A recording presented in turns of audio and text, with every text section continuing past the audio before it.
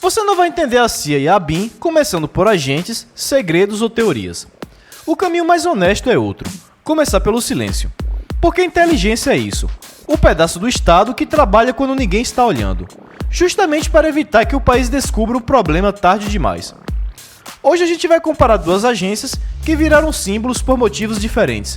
Uma ficou famosa porque o mundo inteiro fala dela. A outra é lembrada muitas vezes quando dá problema. E isso distorce tudo. Aqui a pergunta não é quem é mais forte e nem a mais perigosa. A pergunta é sobre qual missão cada uma recebeu, quais limites a lei impõe e por que o desenho delas não é equivalente. Inteligência é poder sem uniforme.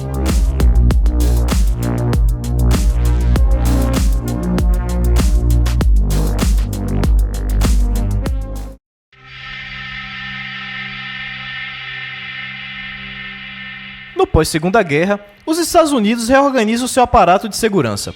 Em 1947, a Lei de Segurança Nacional redesenha a estrutura do governo para lidar com o ambiente internacional que passa a exigir informação constante, coordenação e capacidade de antecipação. É nesse contexto que a CIA é estabelecida como Agência Civil de Inteligência, ligada ao Núcleo de Segurança do Estado, com foco em produzir inteligência para apoiar decisões estratégicas. A partir daí, a Guerra Fria acelera a demanda por coleta e análise no exterior. A CIA cresce dentro dessa lógica, reunir informações sobre governos, conflitos, capacidades militares, alianças e movimentos políticos em outros países, transformar dados em análises e alimentar a tomada de decisão. Com o tempo, o tema inteligência passa a ocupar o espaço no noticiário e em debates públicos sobre limites, supervisão e impactos, o que também ajuda a consolidar a imagem da agência no imaginário popular. O ponto central aqui é simples. A criação e o fortalecimento da CIA estão ligados a uma organização estatal formal, em lei e uma prioridade contínua de inteligência voltada ao ambiente externo. Agora, olhando para o Brasil, o caminho institucional moderno se consolida mais tarde e com outra ênfase. Ao longo da década de 1990, ocorre um período de transição e reorganização na área de inteligência. Em 1999, a Lei nº 9.883 cria a BIM e estrutura o CISBIM, definindo a agência como órgão central do sistema. Isso estabelece um marco legal explícito, funções, coordenação, produção de conhecimento para o Estado e parâmetros institucionais. A linha do tempo da inteligência no Brasil começa em 1927, com o Conselho de Defesa Nacional, marca inicial de coordenação estratégica. O grande salto ocorre em 1964, com o Serviço Nacional de Informações, SNI, vinculado à presidência. Em 1990, o SNI é extinto e a área entra em reestruturação dentro da presidência, com a Secretaria de Assuntos Estratégicos. Na década de 90, a atividade passa por fase de transição, DI-SSI, até a consolidação. E em 7 de dezembro de 1999, surge a BIM, definindo a agência como órgão central do sistema. Esse desenho importa porque coloca a inteligência dentro de um modelo formal de sistema, com atribuições definidas e com a preocupação de delimitar regras, controles e missão institucional. A própria apresentação institucional do tema registra a transição dos anos 1990 e a fase contemporânea a partir de 1999, reforçando o caráter de reorganização e consolidação legal. O resultado é a inteligência construída com foco em estrutura, coordenação e limites normativos, com base em lei e um sistema que integra órgãos e fluxos de informação. O que você precisa guardar deste capítulo é que a CIA nasce de uma reorganização de 1947 e se fortalece com a necessidade permanente de inteligência externa. A ABIN nasce em 1999, dentro do CISBIM, com a lei definindo o formato do sistema e o papel central da agência. E esse ponto fecha o capítulo.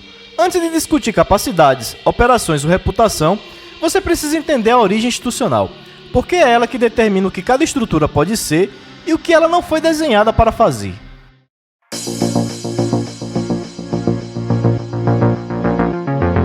Inteligência no sentido institucional não é mistério e não é ação. É um processo de trabalho voltado para reduzir certeza antes que ela vire risco. Quando você tira a estética e olha o método, o núcleo é sempre o mesmo. Alguém precisa obter informações, alguém precisa transformar isso em entendimento, e esse entendimento precisa chegar a quem decide de um jeito útil, no tempo certo. Funciona como ciclo, e a própria CIA descreve isso como inteligência outsource. Você define a pergunta, coleta, analisa, transforma em produto e devolve para a decisão, com feedback ajustando prioridades. A coleta não é caça ao acaso. Ela responde a requisitos e precisa virar algo utilizável, porque dado cru não toma decisão, só faz barulho. É o que você pode ver na tela. Aqui entra o mapa das 5 disciplinas clássicas de coleta, as INTs. Elas não são roteiro de filme, são a forma rápida de dizer de onde vem a informação e quem costuma liderar cada parte. OSINT, informação pública e comercial disponível. A comunidade organiza isso sob coordenação do DNI, ODNI. Na imagem aparece OSC como referência histórica. E o MINT, fonte humana. A ciência é o símbolo mais associado a esse tipo de coleta. SIGINT, sinais e comunicações. A grande engrenagem aqui é a NSA. IMIT, imagens. Quem transforma imagem em inteligência operacional é a NGA. MESINT, medidas e assinaturas. A área mais sensor e laboratório. Muito ligado ao ecossistema de defesa, com a DIA aparecendo como referência. Em outras palavras, para você entender melhor, antes de concluir qualquer coisa, a inteligência organiza o caos assim. Classifica a origem, cruza fontes diferentes, reduz ruído e só então entrega uma análise clara para alguém decidir. A própria CIA lista esse espectro como fontes que alimentam a análise. E aí vem a parte que muda tudo. O ciclo é parecido, mas o que cada estrutura pode fazer não é igual, porque existem limites legais e de jurisdição. É aqui que muita comparação superficial desmorona. Afinal de contas, onde pode atuar e o que é proibido? No desenho americano, a CIA é uma agência de inteligência com foco em inteligência estrangeira. Ela não é órgão policial, ela não é estruturada para investigação criminal e não opera como polícia. Para entender essa diferença com clareza, vale lembrar que nos Estados Unidos existe um órgão federal com atribuições de investigação e aplicação da lei, o FBI, que tem papel distinto da CIA. Isso define fronteiras institucionais, produção de inteligência voltada ao exterior de um lado, funções de investigação e aplicação de outro, conforme competências específicas. No Brasil, a ABIN é o órgão central do CISBIN, com papel de produzir conhecimento e assessorar no âmbito do sistema, dentro do que a lei define. Ela também não é órgão de investigação criminal. Isso é essencial porque evita um erro comum: confundir inteligência com polícia. Inteligência assessora, antecipa, integra, organiza informação e analisa para o Estado. Investigação criminal tem outro rito, outra finalidade e outras garantias processuais. A ABIN tem representações em 18 países, é o que você pode ver no mapa. Oficiais de inteligência atuam nesses países exercendo a função de adidos civis, fazendo intercâmbio de informações e produzindo conhecimento sobre temas de interesse do Estado brasileiro.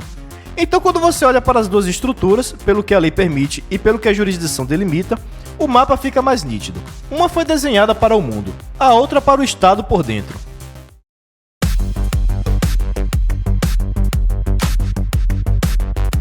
Quando a gente fala de poder e inteligência, quase todo mundo imagina a parte visível: operação, movimentação, bastidor. Só que institucionalmente, o poder real costuma estar em outro lugar. Ele começa na informação, ganha forma na análise e só então vira decisão. Esse encadeamento que define o impacto de uma agência. O público em geral enxerga a ação, o Estado na prática vive de análise. No caso da CIA, existe um ponto que sempre aparece quando o assunto fica sério. A própria agência declara na sua missão que pode conduzir uma ação secreta quando direcionada pelo presidente. Isso não é um convite para fantasia e nem um manual. É uma categoria formal de instrumento estatal, com autorização política e com um nível de sensibilidade que exige controle, custo e supervisão.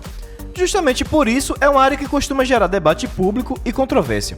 Não porque seja misteriosa, mas porque envolve decisão política, risco e consequências externas. A exemplo disso foi a captura do ditador Nicolás Maduro.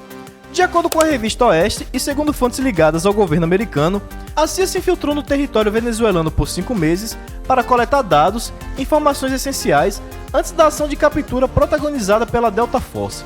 De acordo com o governo, os dados reunidos foram essenciais para a captura, pois os agentes sabiam onde Maduro se movimentava, o que comia e até quais animais de estimação ele tinha. O que importa para este capítulo é entender o papel.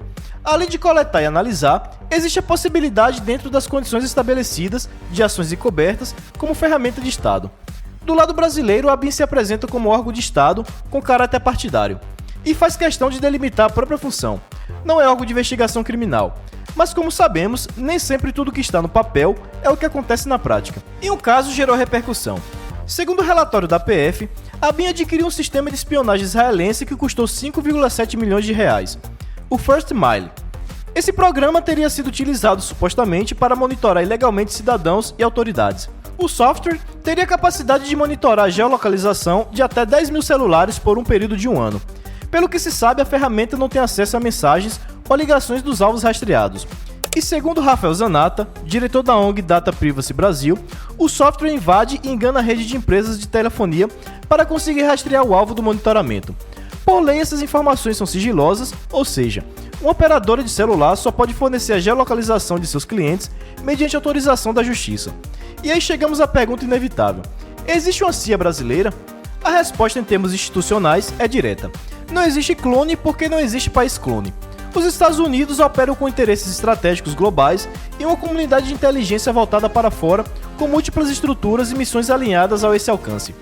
O Brasil organiza inteligência de forma sistêmica com integração nacional e é bem como órgão central do CISBIM, dentro de uma arquitetura pensada para coordenar e assessorar e com orçamento bem menor comparado à CIA. No fim, inteligência não é sobre segredos, é sobre quem decide o que e com qual controle quando ninguém está olhando. Se gostou do conteúdo, não esqueça de deixar o seu like, sua inscrição e deixar sua opinião sobre esses órgãos de inteligência e sobre as informações dos cidadãos que o governo pode ter acesso. Se você ainda não viu o vídeo sobre Polícia Federal e FBI, clica nesse vídeo aí que te espero lá. Grande abraço e até mais!